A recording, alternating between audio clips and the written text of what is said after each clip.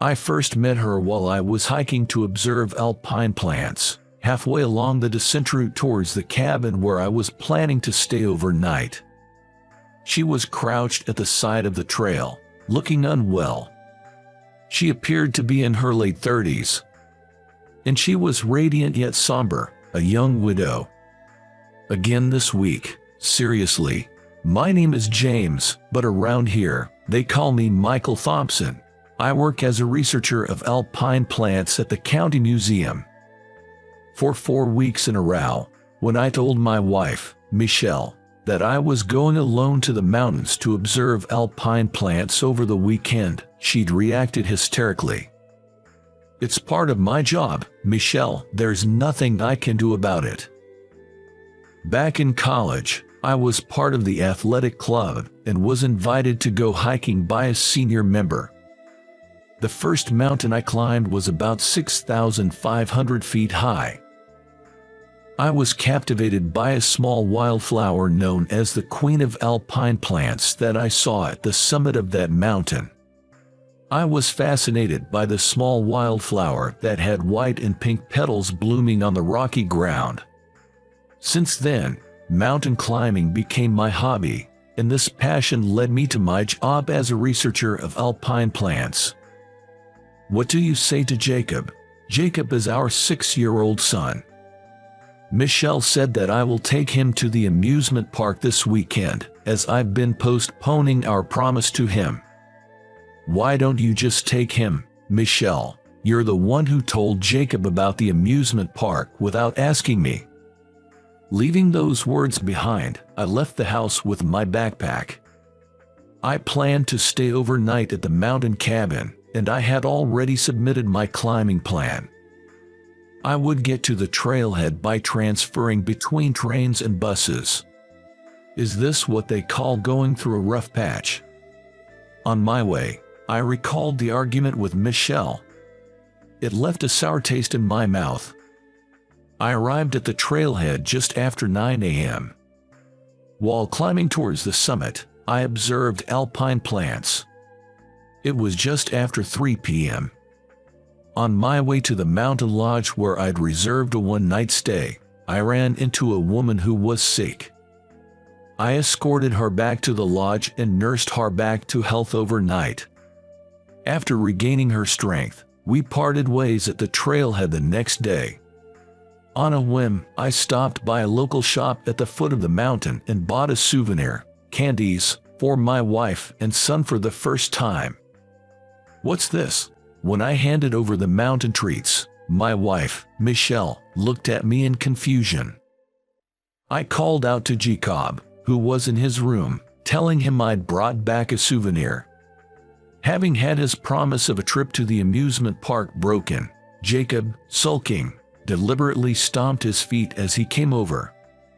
Hoisting Jacob onto my knee, I told him, "I swear I'll take you to the amusement park next weekend, for real this time." "Really, really?" Jacob asked, looking up at me. "I'm not lying." Then, I opened the box of souvenir candies. Just as Jacob reached out his hand, Michelle interjected. "No, you can't. Dinner is almost ready." After dinner, Jacob and I spent a short hour playing video games, took a bath together, and I put him to bed. When I returned to the living room, Michelle was watching the news on TV, seemingly bored. "How about it, want a beer?" I took a can of beer out of the fridge and offered it to my wife. "What's gotten into you? Playing the doting dad all of a sudden, and now trying to be the loving husband." I grabbed 2 glasses and sat down across from my wife. Pouring the beer, I raised my glass for a toast. "There's something I want to tell you. Something I need you to hear." Michelle took a sip of her beer and looked at me. I told her about the woman I met on the way to the mountain lodge, who was in poor health. I thought to myself, she's taking the mountain too lightly, dressed in casual clothes like that. But I couldn't just leave her there. So, I talked to the woman. Whether she was on a tour or lost from her group, she only replied that she came alone. I didn't tell Michelle this, but I was reminded of the look on that woman's face when she looked up at me after answering my questions. With her glossy hair tied back and a certain melancholy in her eyes, I was captivated by her. And then I had a thought. Alpine plants possess a unique beauty. The higher the altitude they inhabit, the more I perceive their beauty to intensify. I've wondered why this is, especially considering the harsh natural conditions of these high-altitude areas. After all, plants such as flowers perpetuate life by enabling the pollen from male flowers to fertilize the female flowers. This process necessitates the assistance of wind and insects. Wind is a force we can only leave to nature, but insects we can attract. Hence, flowers bloom. The fragrance and beauty of the bloomed flowers serve to attract insects, enlisting them in the process of pollination. I sensed something similar in her, the woman I encountered on my descent route. An allure that draws men towards her unconditionally. She said climbing in such light attire and getting sick, it's a nuisance, really, causing such a commotion. It's totally true. I considered taking her to the mountain cabin where I was supposed to stay. However, it was nearly an hour's walk from where I found her to the cabin, even just for me alone. So, what did you do? My wife asked with keen interest. Well, I recalled that there was a refuge cabin much closer, I replied. A refuge cabin is a mountain hut available for free to anyone encountering an emergency, such as bad weather. Most refuge cabins are unmanned, with no resident caretakers. And because they're free, some climbers use them as planned accommodation, even when it's not an emergency, which is allowed. I continued my story to my wife. Carrying the woman I'd found on the mountain trail, I walked for about 20 minutes and arrived at the refuge cabin. Along the way, the sky had turned ominous, the wind was picking up, and large raindrops began to fall. The cabin was empty. Well, looks like we're imposing ourselves here tonight. She nodded, arms wrapped around herself. Looking at her, I saw her lips trembling, tinged with purple. Cold, isn't it? That's what happens when you climb a mountain rest like that. I offered her my mountain jacket that I was wearing.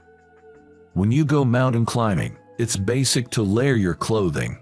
That way, if it's hot, you can take layers off. If it's cold, you can put them on. Even when I tried to explain the basics of mountain climbing, she was miles away. Then I contacted the mountain hut I had booked, explained the situation, and said we would be staying in the emergency shelter that night.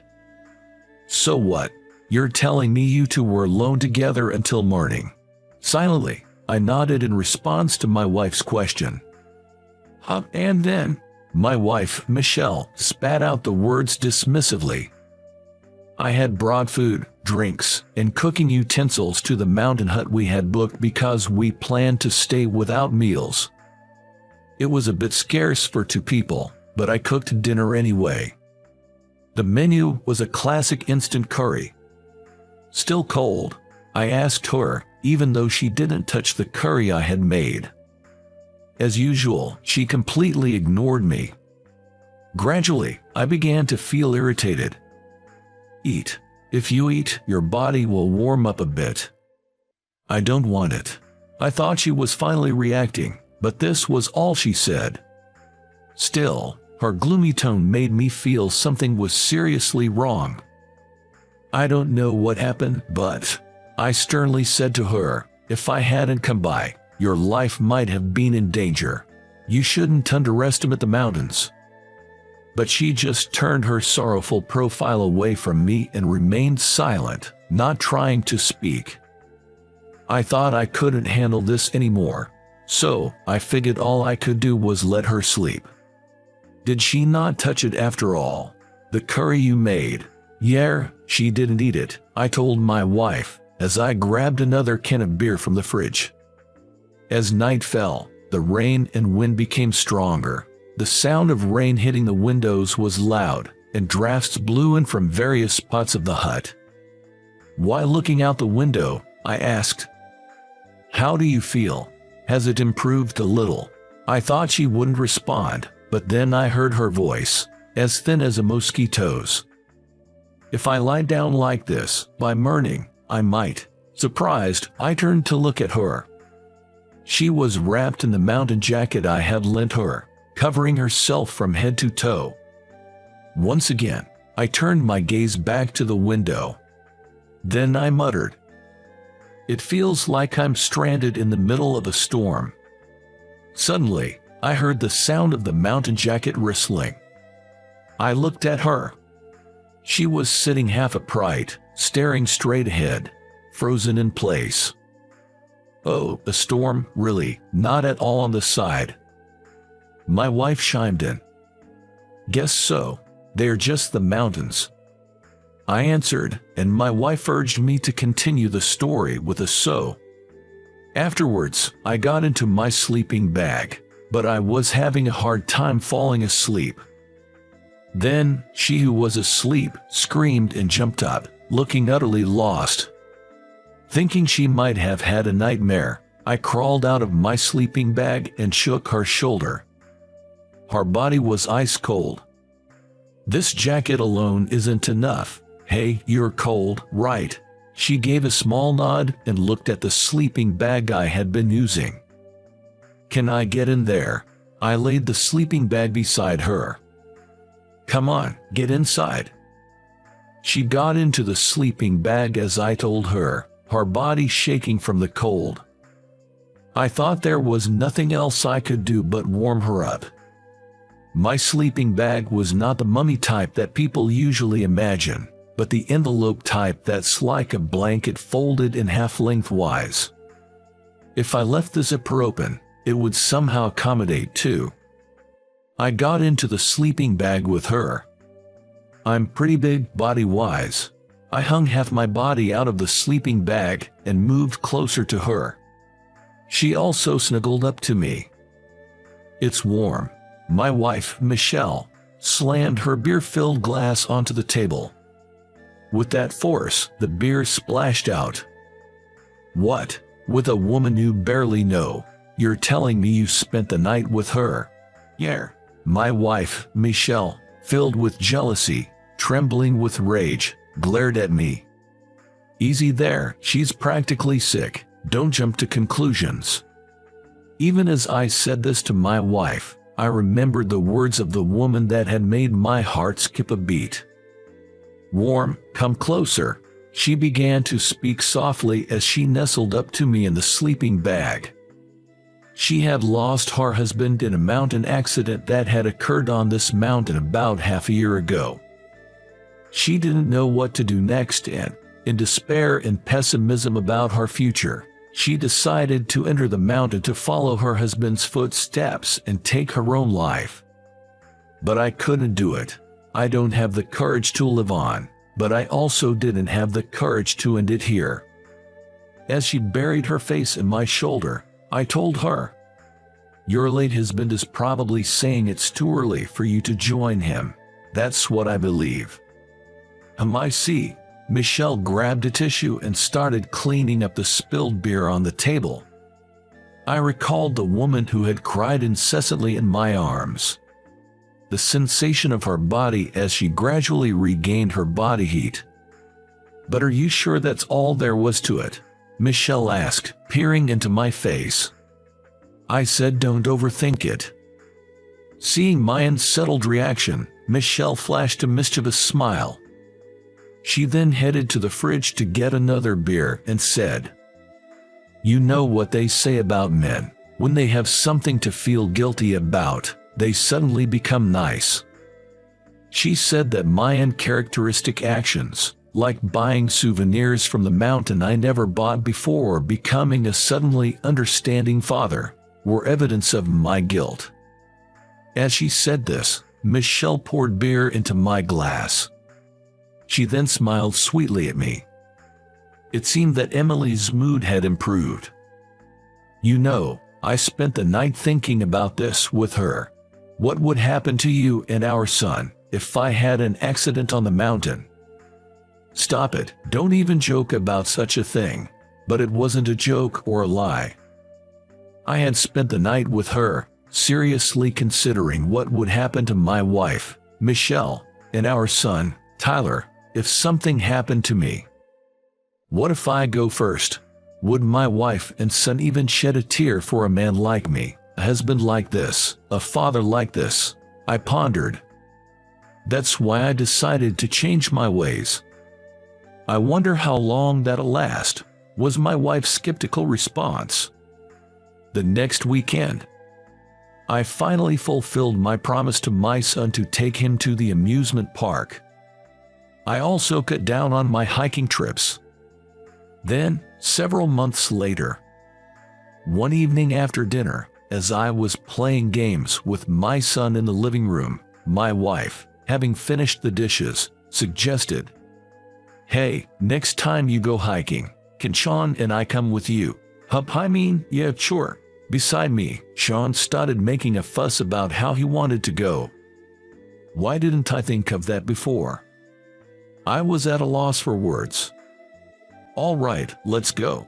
For this trip, I chose a beginner's trail and took my wife and son hiking. At one point on the trail, my wife stumbled over a rock and lost her balance. I caught her, and she buried her face in my chest, exclaiming, "This is quite tough." While I held her like that, Sean teased, "You two are so lovey-dovey." We quickly let go of each other. We're almost at a rest cabin. Let's take a break there. The cabin was manned with a toilet and a shop. There were a few other hikers resting there. As I walked towards an open seat with my wife and son, I stopped dead in my tracks when I noticed a woman among the other hikers. My wife asked what was wrong.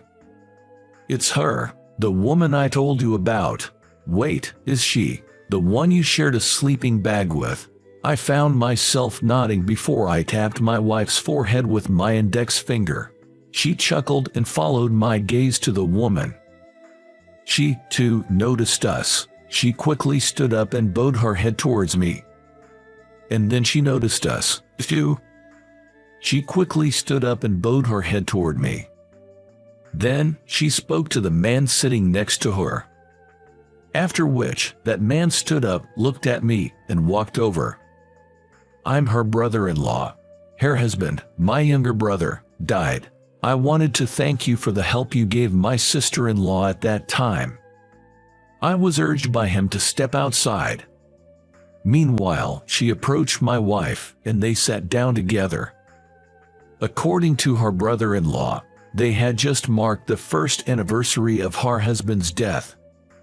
They took that opportunity to visit this mountain, the site of the accident, to pay their respects.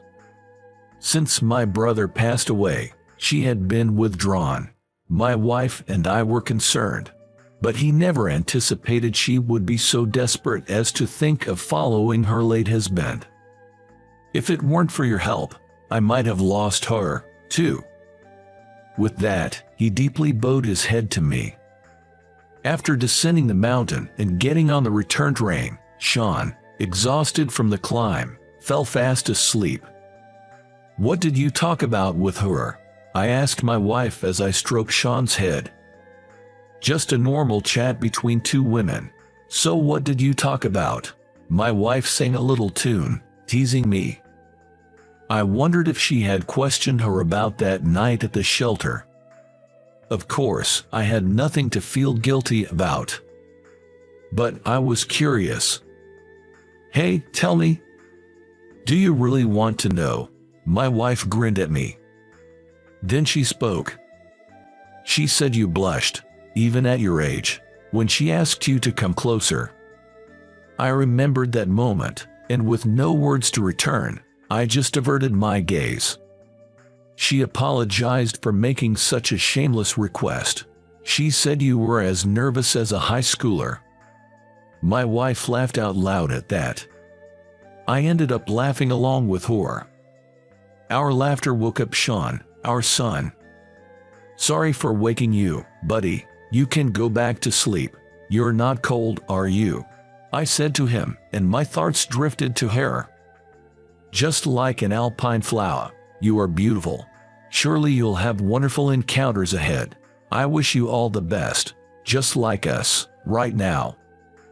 I hope you enjoyed this. Your subscription to our channel really motivates us to create more content. See you in the next video.